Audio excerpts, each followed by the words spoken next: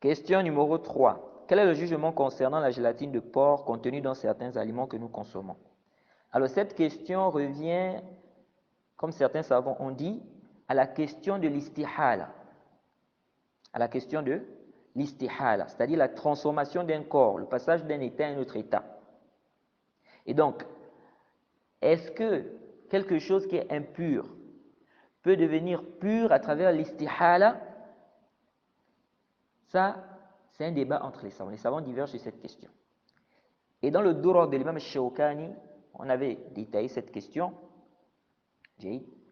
On a ramené la divergence des savants et on a ramené les preuves, n'est-ce pas, sur la question. Et on avait dit là-bas qu'une chose qui est impure, n'est-ce pas, peut être transformée. Donc une chose qui est impure peut devenir pure à travers l'istihala.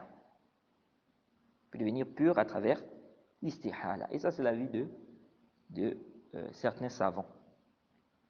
Alors,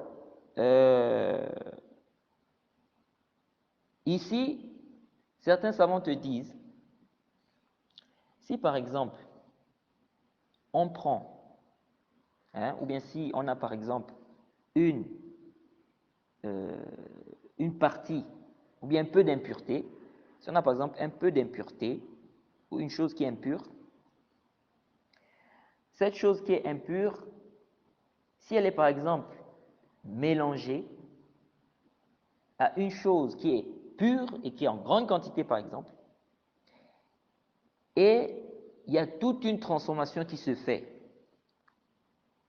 toute une transformation de telle sorte qu'on ne retrouve plus les traces, on ne retrouve même plus les traces de cette impureté, c'est-à-dire on ne retrouve ni l'odeur, ni le goût, ni la couleur, vraiment, c'est-à-dire ça a été transformé complètement.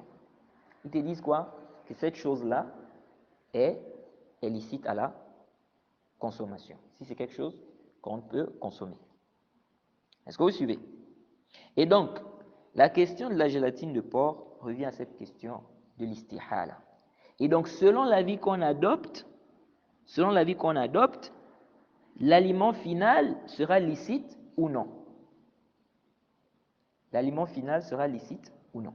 Si on dit ici qu'il y a eu toute une transformation, de telle sorte que la chose a complètement changé, ça a été transformé complètement, et donc ici on va dire quoi? On va dire c'est licite. Et si la personne voit, n'est-ce pas, que ce qui est par exemple impur ne peut pas devenir pur à travers l'istihala, la personne va dire que c'est illicite. Donc, la question, comme certains savants ont dit, la question de gélatine de porc, comme certains savants ont dit, ça revient à la question de l'istihala. Ça revient à la question de l'istihala.